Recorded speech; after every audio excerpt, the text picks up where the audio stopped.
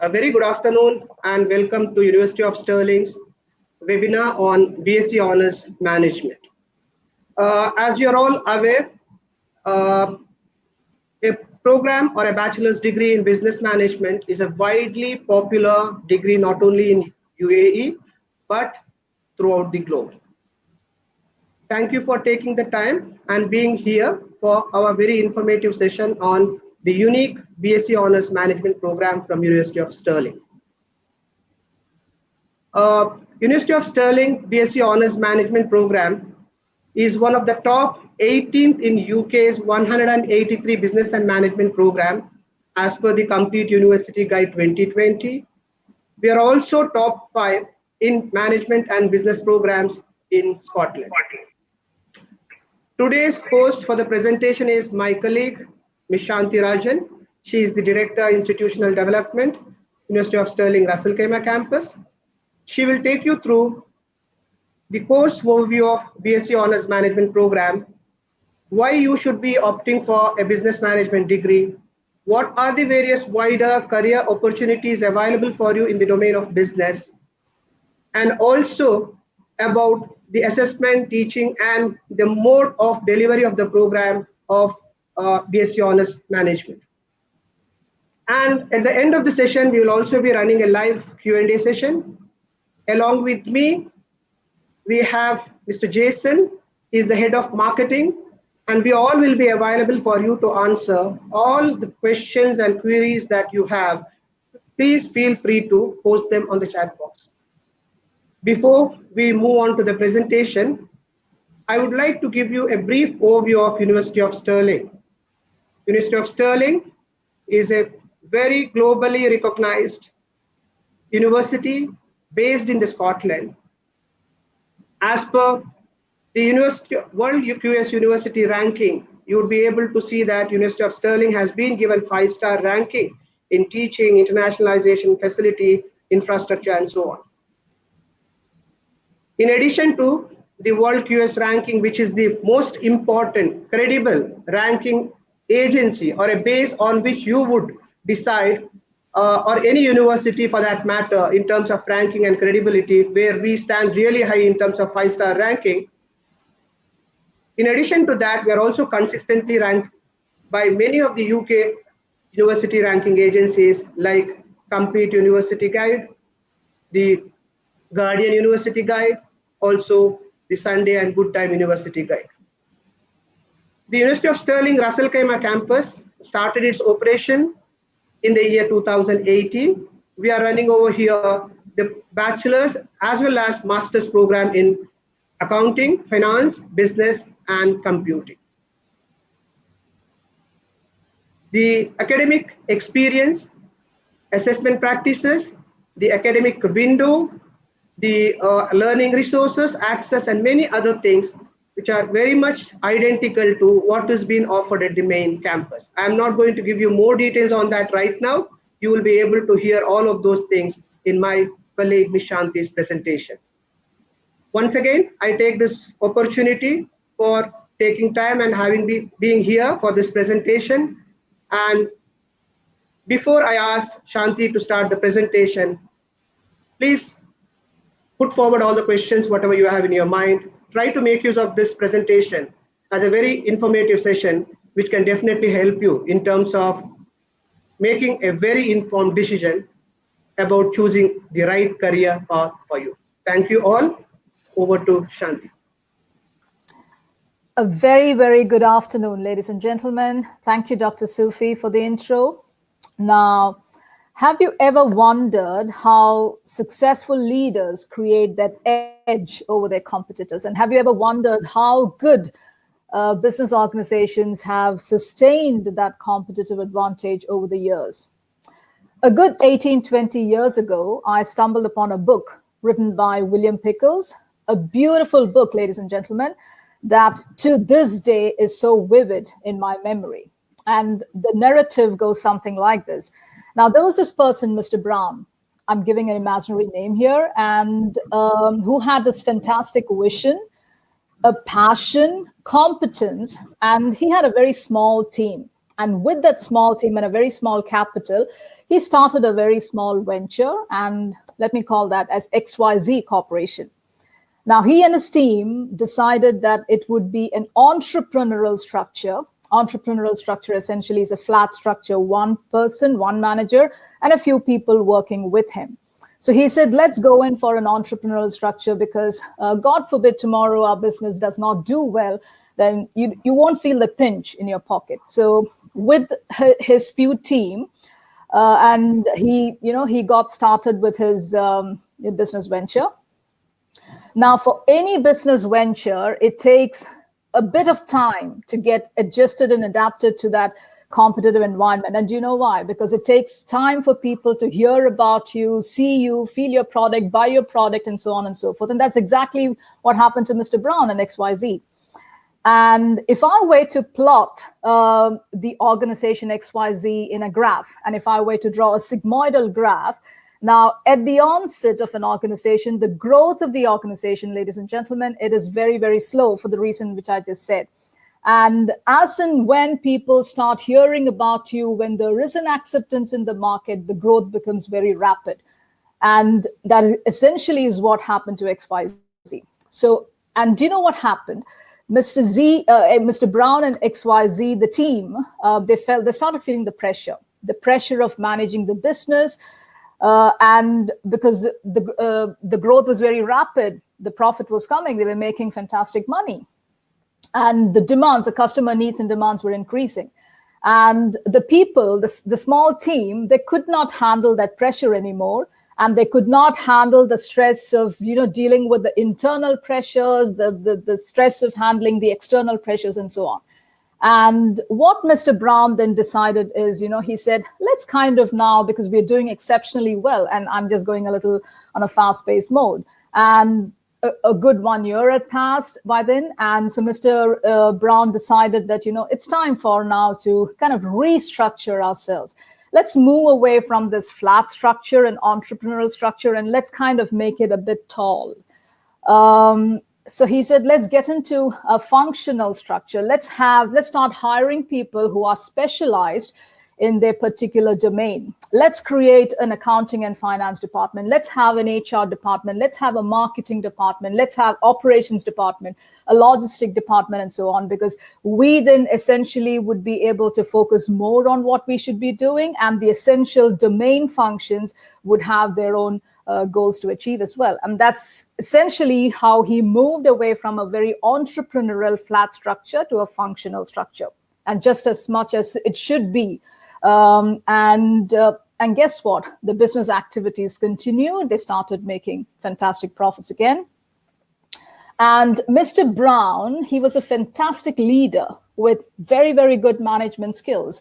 And, essentially what he told his team is, now that we have moved into a functional structure, it is very important to align those functional structures to the organizational goals, overall organizational goals. And his team, the functional heads, they were very well aware of the challenges that they had to achieve.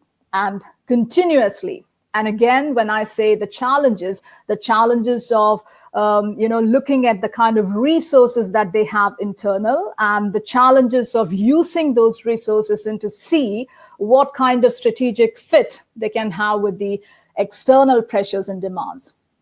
External pressures, you may ask. External pressures is because organizations are often conceptualized as an open system, which essentially means organizations cannot operate in isolation. You need to have that kind of a transaction, with your external stakeholders. And you are totally every day dependent on these external stakeholders for that transaction. Now, transactions in terms of your input, you are dependent on your external stakeholders for your raw materials. And you are also dependent on those same external stakeholders for selling those output. That's what we call as when you say open system, that's how it is conceptualized, your input, conversion, and output. So good, successful organizations essentially have fantastic resources inside. Now, resources are your tangible and intangible resources, your equipments, your machinery, your capital, your building, your people, and intangible is your brand name and the human capital and so on and so forth. So how important was it for Mr. Brown to ensure that the resources that he has internally is absolutely fantastic in terms of having that strategic fit with that external environmental forces and so on. So when you say who are these external environment stakeholders that you are totally transacting with every day, now we call that as your specific small micro environment. Now this is where you have your customers, you've got your dealers, your distributors, the general public, you and I, consumers, your bank, your government, your legal, and so on. You are totally dependent on them every time for the transaction to source your input, and you're dependent on them every time for your output as well, because what you sell is what helps you generate your revenue, and you need that revenue to stay afloat. So you are in touch with that micro environment. So how adept was Mr. Brown and his team to continuously monitor and analyze to see that, we are good in terms of handling that external pressure. But you know what? If you want to create an advantage over your competitors, understanding and analyzing and auditing those external small micro environment is not good enough. And do you know why? Because there is a bigger macro global environment above that. And that's where your economic factors are there, your political factors, your socio-cultural, your technological, your environmental factors, and so on. And that is what essentially controls the whole world. Today, as we speak, we are going through an environmental disaster, COVID-19. We are going through a huge technological advancement thanks to COVID-19 again. So you and I are meeting virtually. And we are talking about a huge economic recession. So those are the macro global factors that we are talking about. Is it important, ladies and gentlemen, for an organization to continuously monitor those macro environmental forces all the time? Is it important for you to continuously monitor that small micro environment all the time? Obviously, the answer is yes, because when there is a fluctuation in your macro environment, as we speak, there is, and that is having a ripple effect in your micro. And because it's having a ripple effect in your micro, it's affecting us as an organization.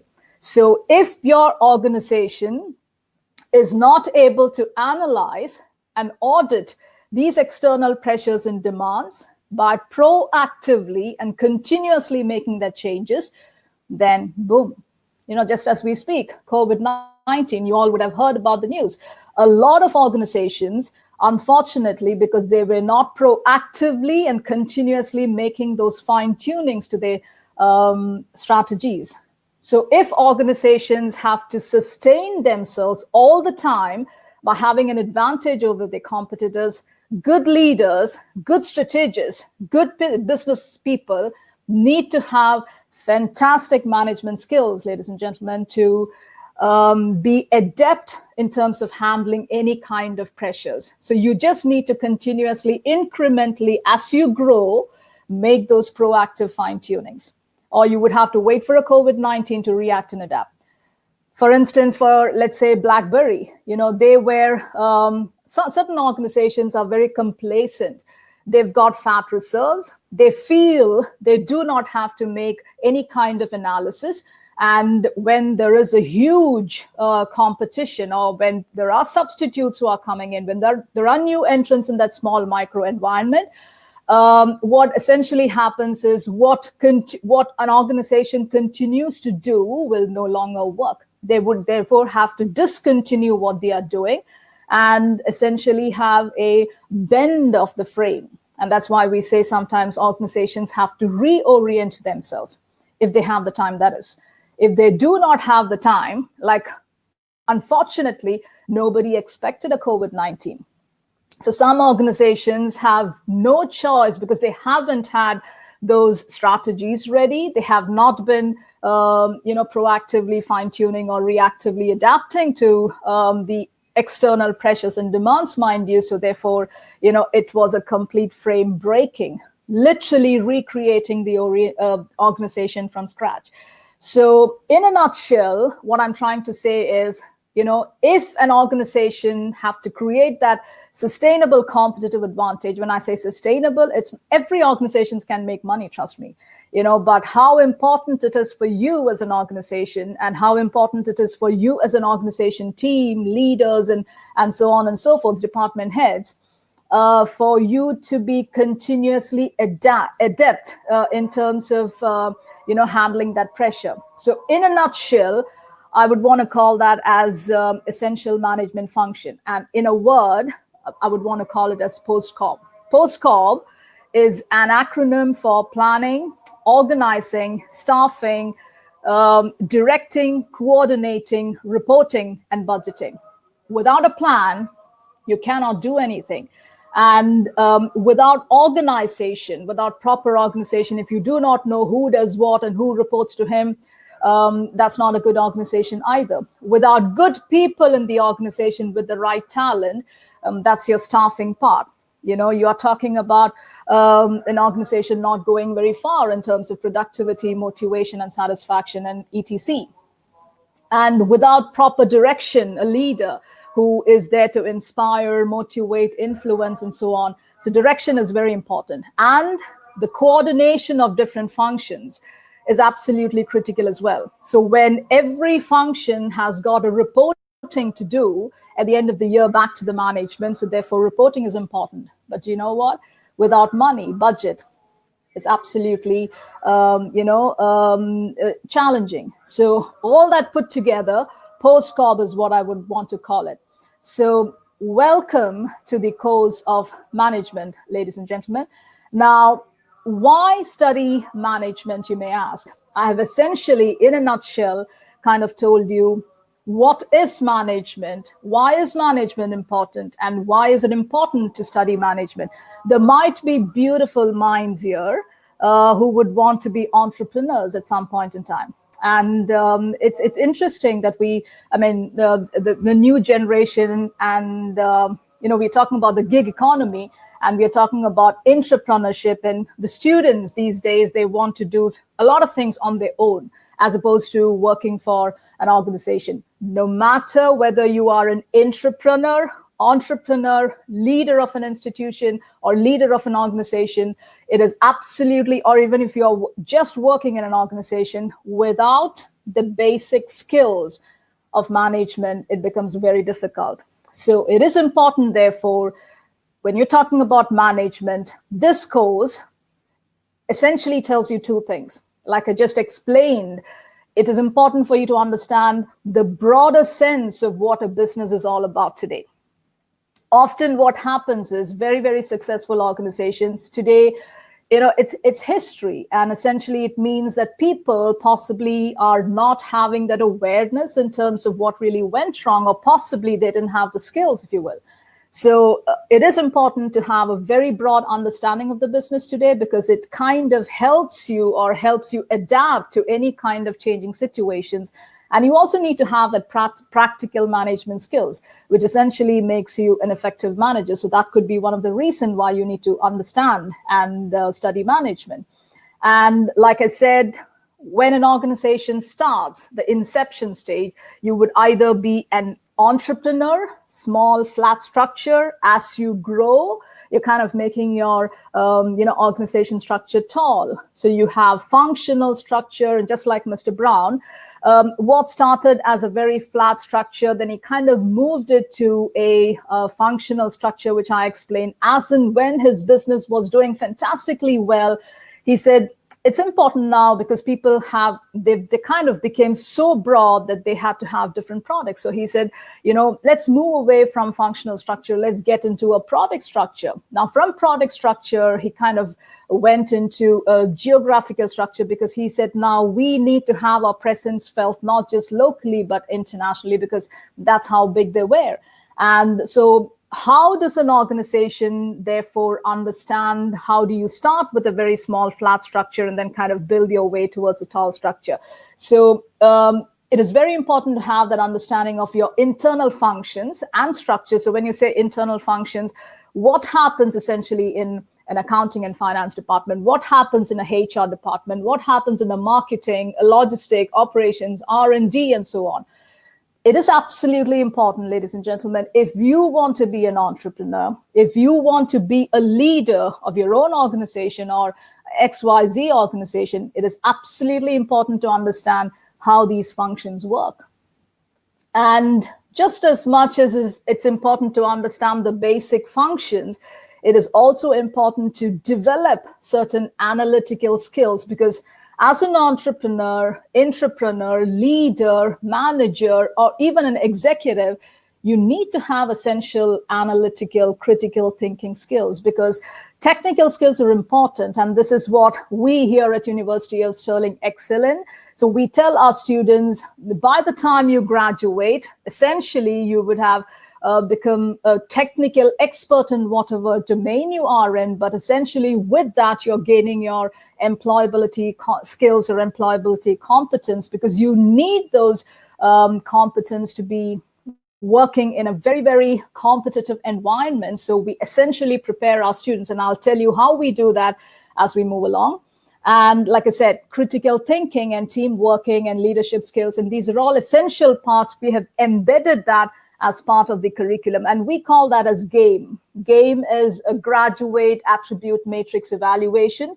And like I said, as we progress, and I'll touch base on that. So why the top reasons, and some of the students, when they contact us, they should say, they essentially ask us, why should we study management? Like I said, I've just given you Mr. Brown and XYZ. Management is absolutely important. The knowledge of management is important no matter what domain you kind of essentially choose to be at the end of your third year or fourth year. And the business honors management is the top 20 in the UK for business management as per the Complete University Guide 2021. And essentially this course lets you develop a very broad understanding of the business context over the 3 years and so on. And also essentially helping you understand at a very broader perspective as to how do you learn certain skills to manage a competitive environment even globally. And University of Stirling is ranked in the top 5 in Scotland for business management and marketing, according to the Guardian University Guide 2020. And do you know what? Expo 2020 is around the corner, and UAE is a perfect launch pad, if you will, for students to gain that good international education should they wish to pursue their higher studies and so on. So that's some of the reasons that we could think of as to why study with us. Now, like I was telling earlier, in terms of the course details, at University of Stirling, we, along with the course, it also helps develop skills which are essential for a career. And we advocate, trust me, the whole process of the whole concept of learning process ownership. Now, you may ask why that, because our mission when it comes to teaching and learning is to make students very independent learners and critical thinkers, like I said, to always be motivated. So essentially what we, as teachers, we believe in the concept of being facilitators. So we just teach the concepts, allow students to take ownership of the entire learning process. And what essentially happens is, doing so, it kind of gives rise to a kind of a paradigm shift in teaching and learning in a very controlled curriculum and a controlled environment. Now, why I say controlled is because the curriculum, the environment, and all are set essentially to test the students within an established domain and a norm of syllabi. Now, student-centric approach goes much further than the prescribed syllabi, and it kind of inculcates behavioral and cognitive skills better than a traditional one. And that's the reason why we say it's about time that, universities move away from this teacher-centric approach and move more towards student-centric approach. And we at University of Stirling advocate a student-centric approach. And student-centric approach, believe you me, it kind of empowers students in a classroom setting, and This essentially even helps students to lose their fright of speaking and eventually become good public speakers, and which essentially helps them deliver to their full potential. So it is an opportunity to focus on management as a subject area and to kind of build that knowledge and that insight into contemporary business issues, combined with the development of practical management and analytical skills that will kind of open a wide range of career opportunities. And I'll give you a lot of examples as what we have done over the last couple of semesters, which has essentially made our students literally stand top in UAE. And students, having a very student-centric approach would help the students develop a wide range of skills. For instance, say making presentation, report writing, working in teams, and a kind of familiarity with the modern information technology. Now, you may possibly ask, how do we do this in a classroom? And this is where we say, when you have students taking ownership of their learning process and we as teachers just being a facilitator. So when you are teaching a particular cohort, a particular subject, you are saying, let's do a debate, or let's do a peer review, or let's do a peer instruction, or let's do a role play. So essentially what you're trying to do is allowing your students to be critical thinkers and allowing your students, there might be students who would be coming from different academic traditions and background. There might be students who would come from a different curriculum. So when they come on campus, we want to align everybody to be on the same page, give them the opportunity for them to develop that personal and professional skills. So when you put students through these different active learning techniques of a teamwork or a role play or a debate or a case study and so on and so forth, essentially what you're doing to your students is you're allowing them to be critical and analytical thinkers. And that essentially is important when they go to the real world. In terms of, a lot of questions what we get from students and parents is about the course material and how do we do assessments in ETC. The course materials, the teaching techniques, the assessment and the feedback process, exactly we mirror what the main campus does. So what essentially it means is that the semester window for both the UK and the RAC campus are aligned. So we start exactly at the same time. The examinations and assessments are kind of synchronized and conducted simultaneously for both the campus. Evaluations and assessments are often moderated and controlled by the module coordinators at the main campus. So, which essentially means if I'm the module leader here, when I teach a particular module and I am the first marker, those are then sent to the UK campus for them to do a second marking, a blind marking, just to see whether we have aligned with their, assessment guidelines and so on and so forth. And essentially, that is how it should be. So there is consistency. And the business faculty here, the Faculty of Business, it's dedicated and experienced in terms of to teaching management modules. And it gives us immense pride to say that all our academic staff are at different levels of fellowship with the Higher Education Academy. There are all of them. The entire university are associate fellows of Higher Education Academy. Some of them are fellows of higher education and some of them are senior fellows. And as just as much as the students, levels are important, the faculty and their, when I say faculty, the Faculty of Business Management and the academic staff working under that faculty are all very well experienced with 15 and 20 years of experience and so on and so forth. And that essentially gives students a lot of comfort when they are sitting in the classroom, because we are either come from the industry with that many number of years of experience of being in academics for that many number of years and so on. And essentially what we also try to do is we want, like I said, prepare our students for the real world. So it's not just the lecture which happens. We do have a lot of seminars. We've got drop-in sessions. We've got personal tutoring. Now, personal tutoring is absolutely important, particularly now that we are talking about online. And why, you may ask, is because this essentially helps you create a good rapport with your teachers. And personal tutoring system is what we have in the university as well. So when you say personal tutoring, when a new cohort comes, we assign a teacher who is a personal tutor, and we assign students, personal tutees, to that student, to that teacher, and that essentially stays, till the time the student graduates. And the role of a personal tutor, if you may ask, is, say in week 4, we have that one-to-one to just to kind of, make students feel that, are you comfortable? Have you all logged into the, have you enrolled? And do you have any difficulties? And that kind of personal touch, believe you me, is absolutely important. And we at RAC Campus, essentially focus on that in terms of drop-in session and personal tutor system and so on. Now, we've got a fantastic LMS, a learning management system, and this is where everything happens. And we call that as Canvas.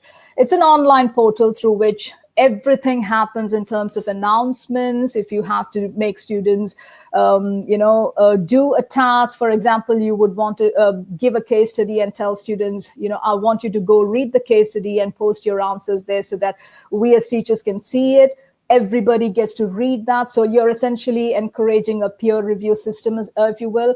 Quizzes happens. All the PPTs are posted there. Assignment submissions are done there. So essentially, that's like a one-stop shop, if you will. And so all the assignment, the coursework, it's all submitted in Canvas, and even the assessments, we've got a Turnitin system where students have to, upload their assignments in Turnitin. And Turnitin is, obviously, most of you are aware, it's a software to detect plagiarism. And in addition to that, like I said at the onset, there might be students who would be coming from different academic traditions or different curriculums. So they may not be very clear in terms of academic writing and how do you write an academic paper? How do you write an essay? How do you do a report? How do you do presentation? So we've got a dedicated Center of Academic Excellence where we have these academic writing skills workshop. We've got plenty of soft skill workshops happening there. So these are all part of a student's journey, if you will.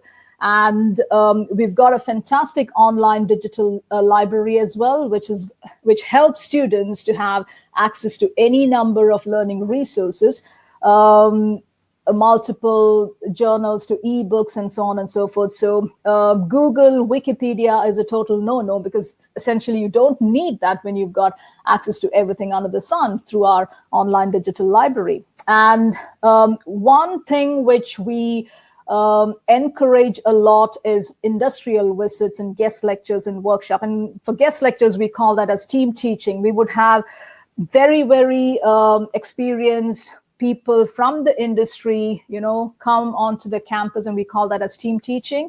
We would tell them, possibly not the first few weeks, but towards the, the middle of the semester, we would want them to come. And that's exactly how academic institutions should be, where you would have these industry experts. And do you know why it is important? Because the students need to know what's happening in the real world. So these are the people who would walk in and then say they would actually teach a particular topic according to your syllabus, and they would give their experiences, and also kind of helps them interact, and students can ask them a lot of questions in terms of what's in it for me when I go out there, and etc. And industrial visits, trust me, is absolutely a part of our curriculum as well, because students need to know what happens in the real world. So for instance, for a module like operations management, we have students go to the Pepsi factory. So when you are teaching students the actual process of input, conversion, and output, those are theoretical concepts. Students need to feel, how does it actually work in a real world? So they are actually taken to the factory floor.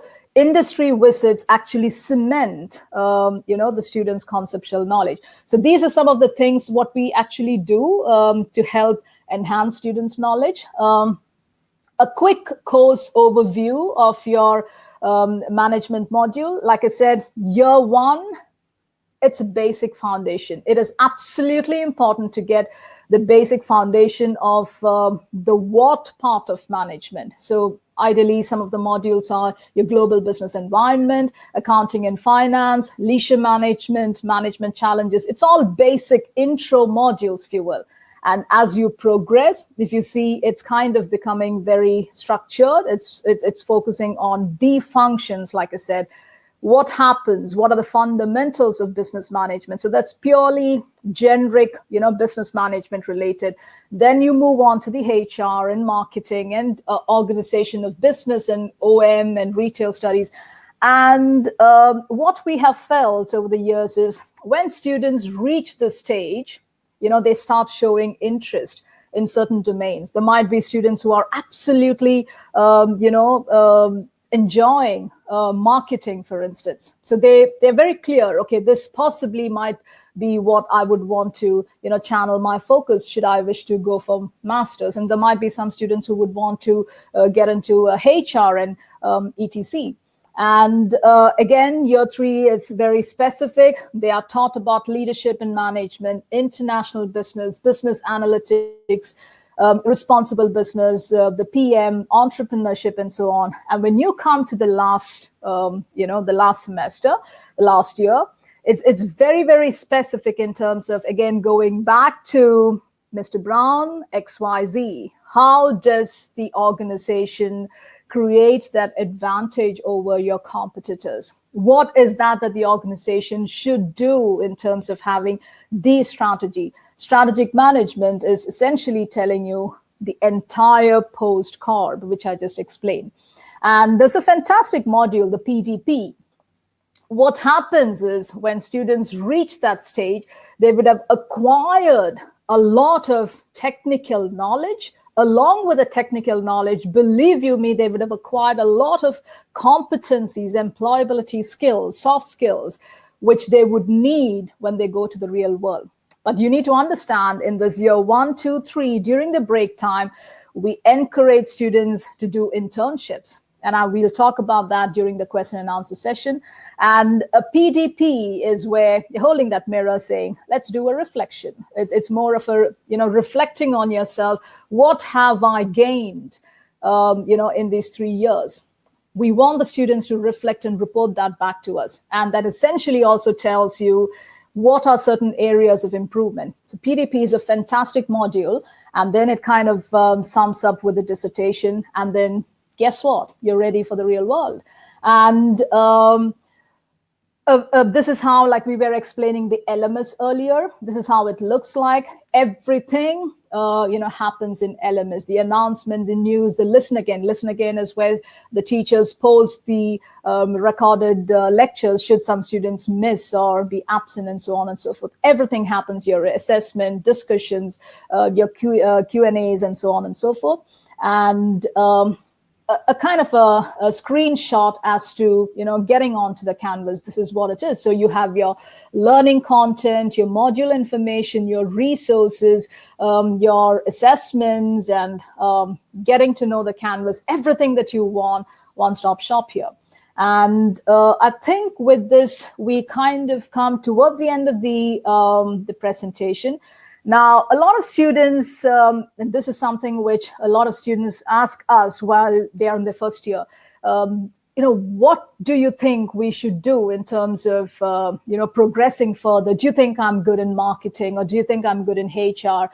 So we tell them, hold on, year 2, it's very specialized in terms of certain subjects that you would be learning with us. So when they come to year 2, you can start seeing there are some students who would be fantastic in marketing. So we would know, we would be able to channel their energy towards that particular domain.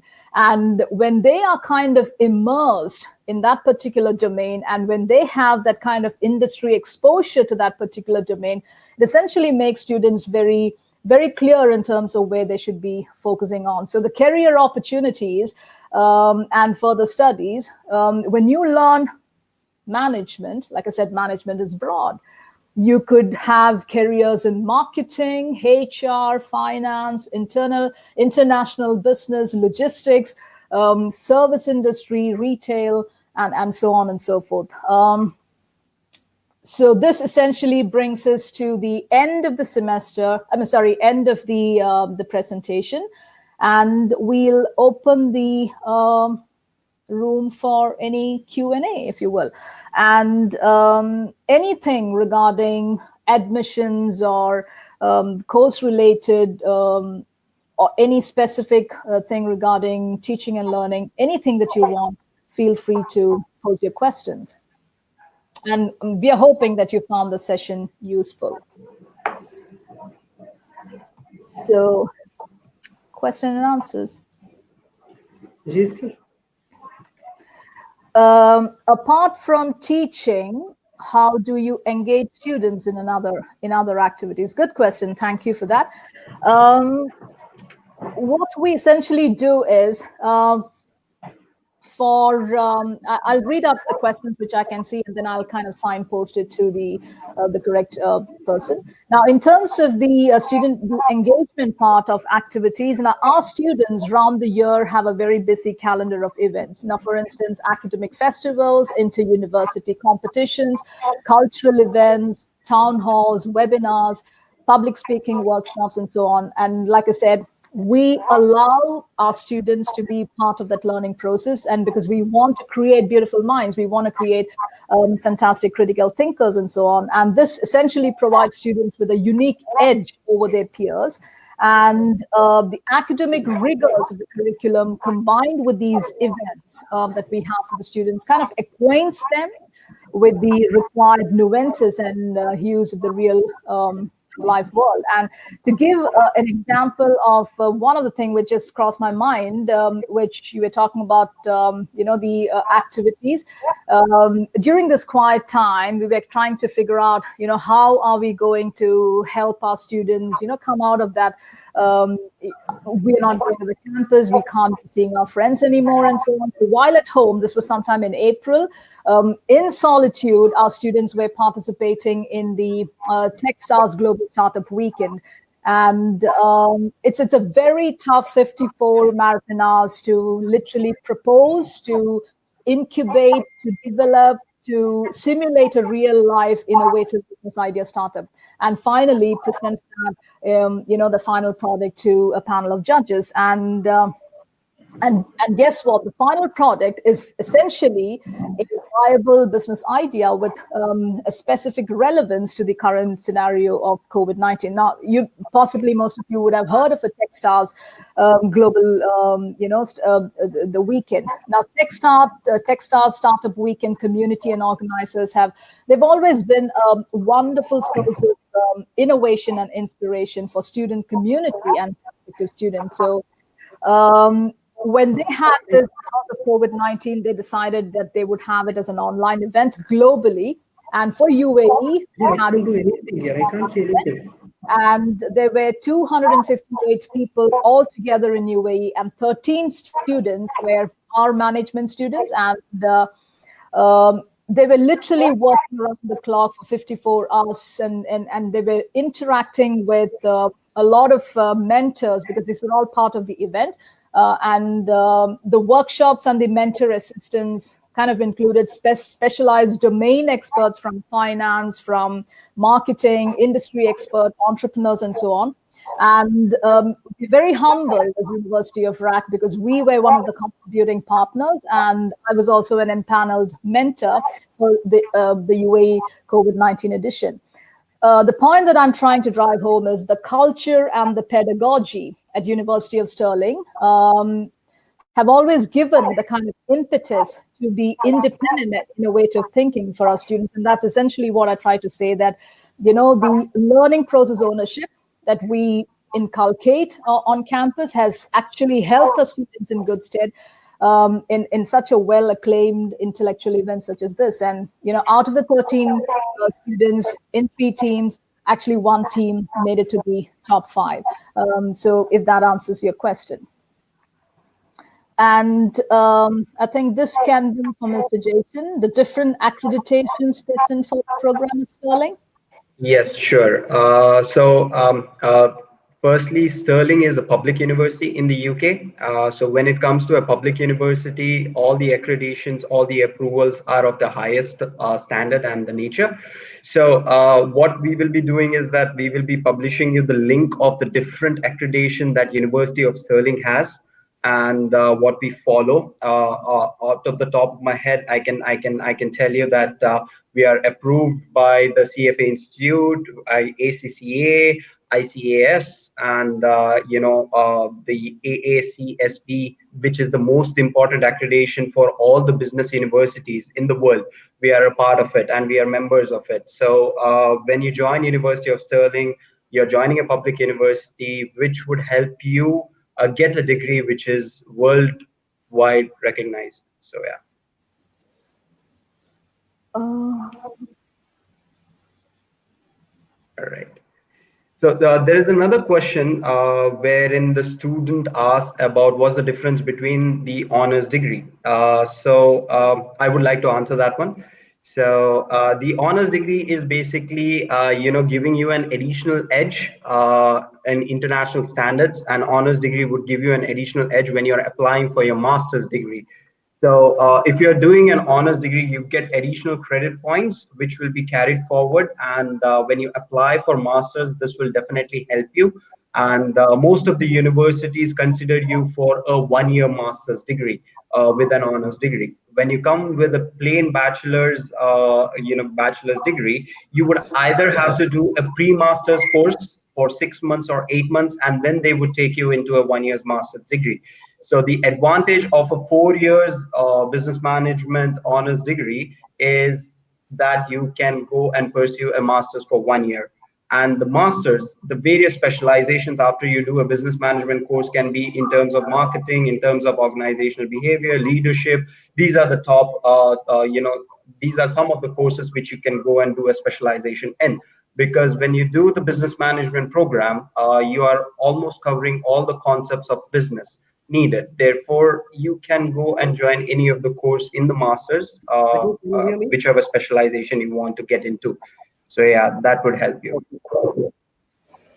All right. I think there's one question also possibly, Jason can say, what do you think are the master degree courses that I can pursue after this course? Or possibly Dr. Sufi can answer that. The master courses that they can pursue after the management course. I think I can answer that as well. I think you can get into any stream, Jeremy. It could be depending on your domain interest. If you are, if you have an interest towards HR, then MSHRM. If you want to have a very general, broad understanding of all the facets of management, then an MBA. If you are very, very particular about marketing, then a specialization in marketing. If you have an interest in finance, an MSc Finance, and computing, and then it could be a big data or a fintech and XYZ. And I hope that answers your question. Yeah, I think if I can add to Shanti, whatever you have added there, can you hear me right now? Yes, we can. Yeah. I think this is what I usually also see most of the time when students join for an undergrad program. They also have something in their mind as to continuing their further studies or higher studies. So they always have this question of doing a business program. Does it limit you to? Can you hear? No. Yeah, we can. Yeah. So does it limit it to a particular domain or not? So generally, students go for a BCom program. Students also go for a BBA, the kind of an Indian nomenclature if you're talking about. Usually a UK university point of view, the nomenclatures may be either BA honors degree or a BSc honors degree. Now, the advantage of doing an MBA, management undergrad program is you will be able to understand your aptitude. It is because you are going to be studying the basic fundamental domain of all the broad areas. It is. So be it finance, marketing, HR, finance, operations, and so on. So what happens is as you gradually move on from the first year to the later year modules, as you start learning these basic fundamental domains, and that would also give you a lot of ideas and interest as to what is that aptitude you have. So accordingly, you will also be able to ensure that you can choose the right stream, maybe MSc in finance or HR, as Shanti was talking about, marketing, retailing, logistics, and so on, depending upon it. I think this will answer the question. There's another question, possibly you can answer that as well. Do you offer pathway for this course? For the management course, do you offer, your mic is mute, Sufi. Jason, can you answer for this? Yeah. Yeah, definitely. I can take that question. So yes, we do offer pathway courses. We have pathway courses in business and accounting and business. So students who have completed their grade 10, grade 11, and are looking to join university at an early age and want to take a head start, they can join our diploma courses. This is not like a foundation course which many universities offer over here. This is a diploma course which would enhance your knowledge in that particular subject and make you eligible to join any university, not just in the UAE, but all around the world. So the difference between the foundation course and the diploma course is this majorly, whereas a foundation course is designed by certain universities so that you can just join their particular bachelor's courses. Whereas our diploma courses and the pathway courses will enable you to join other universities also. Not that I'm suggesting that you should join the other university. Once you join University of Stirling, you should stick with us itself. But this is an option which we always encourage students to look at. There was one more question. I was just going through the chat box, during the presentation by Shanti, which I think we have not raised that question. It basically goes about, one simple question is a BBA degree. Is there a difference between a BBA and a BSc in management? This is what I usually get to, hear these kind of questions whenever the admissions, happens. I think Jason would be the right person. He will also be knowing this. There is nothing difference as to a bachelor's degree in business and BSc in management. Okay, it is the nomenclature that varies from country to country and university to university. Now, when it comes to the whether you do BBA, whether you do a BSc honors in management, you are basically going to study the entire fundamental domains of the business. So this is where it gives you a much wider spectrum open, right? Rather you are keenly, focusing on accounting and finance, which is the core, a program itself, or BA honors accounting and finance. So here, in case of a business, as during the presentation, Ms. Shanti said, in case if you would like to become a future entrepreneur, or you would like to become a budding management professional, you're not sure. So you can sometimes you'll also have the elective to choose it, be it marketing, finance, HR, and so on. Or you study in our course, you are going to study all the fundamental domains of business. So there is nothing difference as to whether it is a BBA or a BSc management. Any other questions? There's one which says, who will be issuing the certificate? I think Jason can answer. Yeah, I can take that question. So the certificates, that is your semester certificates, your provisional certificates, and your final degree certificate will be issued by the UK campus directly. So you will be a student registered at the UK campus. You will be as part of the UK campus student itself. So everything will be issued by the UK campus team. And your degree certificates, your transcripts, mark sheets, everything will be attested by the UK campus itself.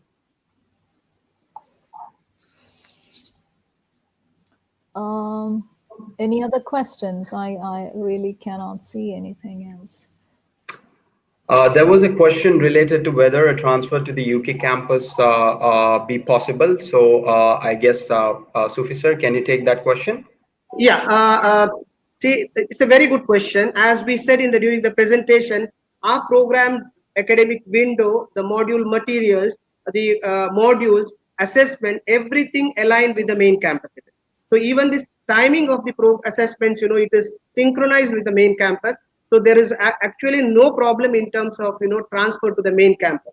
So as far as the understanding MOU, what we have right now is a student who is doing an undergrad program with us.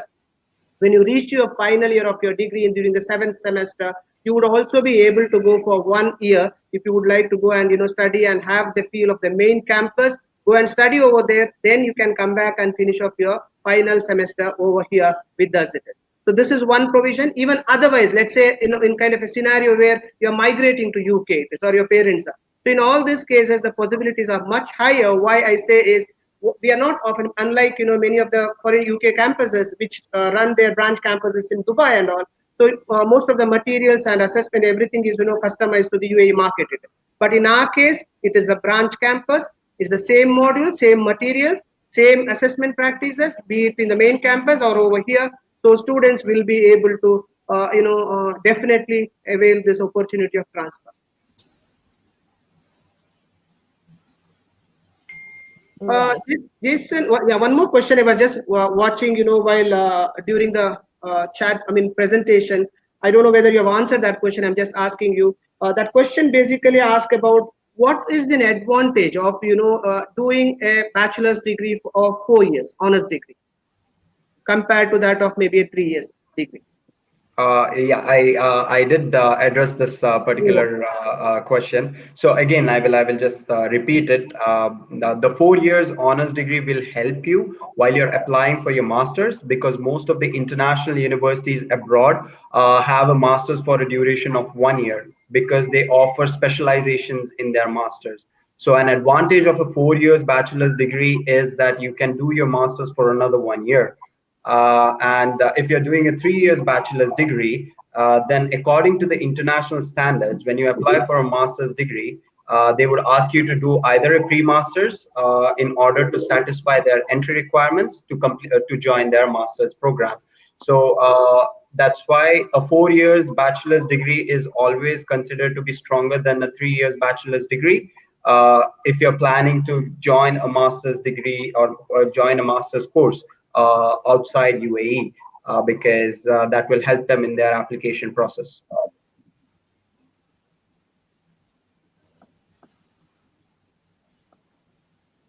Have we missed any of the questions or any more postings? I'm not able to see any questions. Okay, let me just check one. Yeah, this was very informative. This is what Angela has written there. And Jeremy is asking a question. Do you have any sports related courses in the college for 12th pass out? Jason, would you like to answer, or should I say something? Yeah, I would like to take that question. We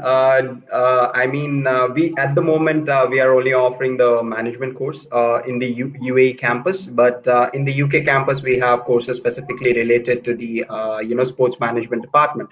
So what you can do is, Jeremy, is that you can do your bachelor's with us, and probably for the masters you can think about our UK campus and do the masters there for 1 year in the field of sports management, because sports management is a specialization. You're restricting to sports management right after your grade 12 is a risky business, because you never know. Maybe from the second year onwards, you might not you might not like sports management anymore. So then you're stuck to that particular field, and then you have to continue for another 4 years forcefully. So our recommendation as a counselor, I would recommend students always doing a general bachelor's course, and then probably in the masters they can go and do a specialization.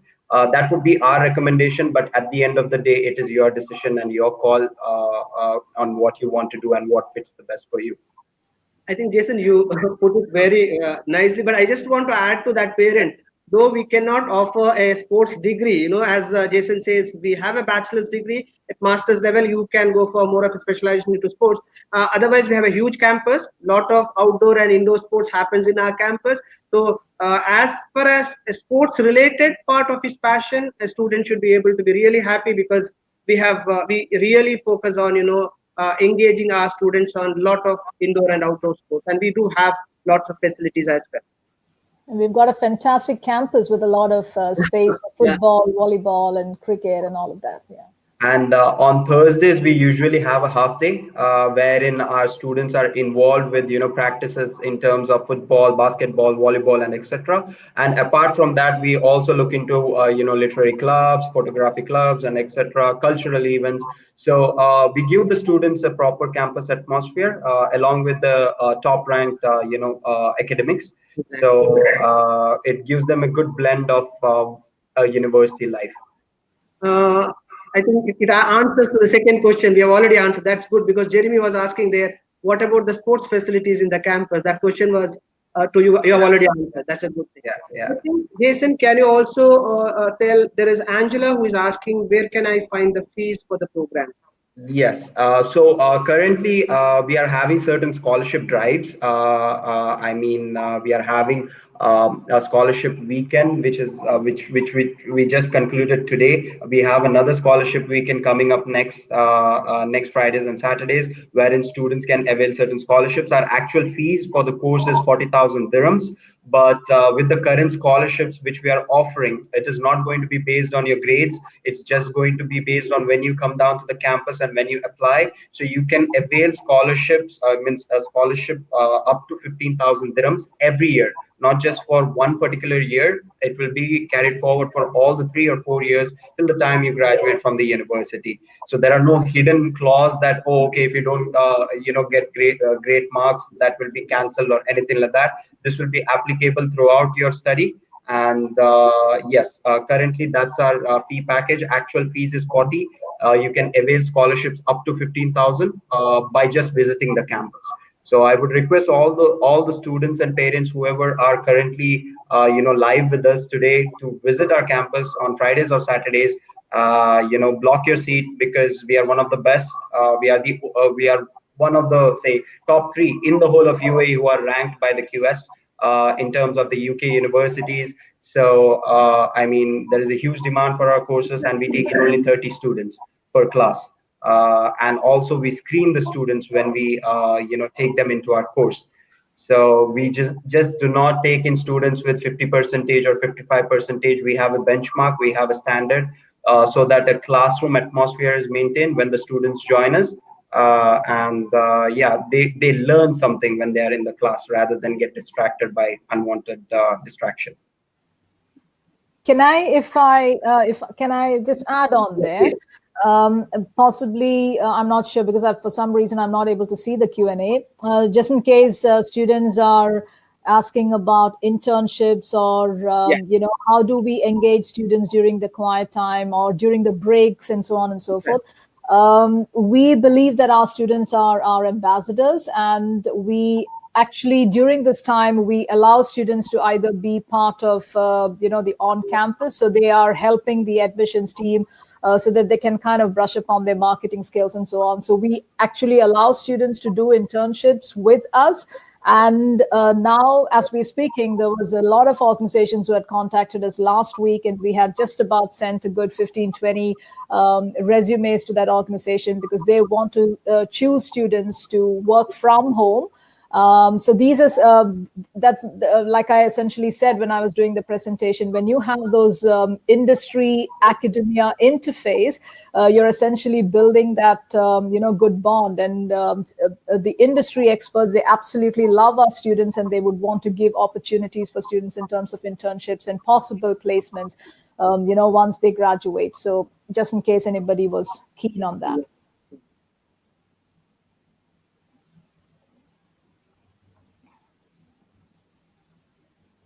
Any other questions?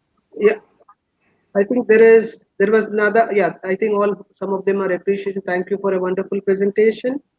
So, how do you engage with the students? I think we have already answered that question. Is there other than sports? So, is there anything that you would like to add, Shanti ma'am? There is a question related to can we get training for ACCA or CMA or CFA qualification along with the said programs at RAK campus? You would like to answer, or would you like me to answer that question? You can take that, sir, please. Actually, we already have another unique program. There's a BA Honors Accounting and Finance. For that program, we already had last week before MSc webinar itself on embedded program of BA Honors Accounting and Finance with CMA. So definitely we have a plan to run parallelly the CMA. We already have around 3 to 4 of our teaching faculty itself CMA qualified. So you will be definitely able to avail this opportunity. The question is whether you can take a call on whether would you like to do a BSc management along with CMA, or if you are more wanting to do BA Honors Accounting and Finance with CMA. So that call can be taken.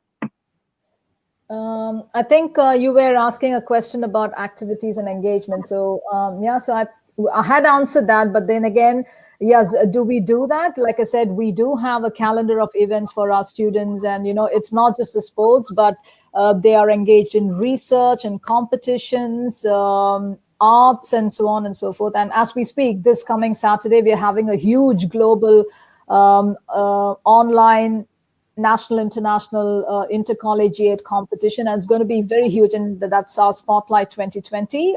That's the first international online event that we are having. We're going to have students from different parts of the world. As of now, from the list that we've got students from UK, from US, from Bangladesh, from India, from UAE, GCC, and these are some ways in which we want to create that knowledge experience for students, where we would have everybody come on a common platform and learn from one another. So we kind of engage our students, not just in the classroom, but beyond, if that answers the question. Thank you, Shani. I don't see any more questions. Is it the time for us to wind up, or shall we wait for any more questions from any of our audience? You can see the email ID there. So if you have any questions relating to the program, feel free to write to us. If you have anything relating to admissions, or please feel free to write to us, and we're more than happy to answer any questions that you have. So if there are no other questions, then all I wanted to say was thank you so very much indeed for logging in and being a part of this webinar. And we really hope and look forward to seeing all these beautiful minds on campus in autumn 2020. And have a good evening, ladies and gentlemen, from my end. Thank you.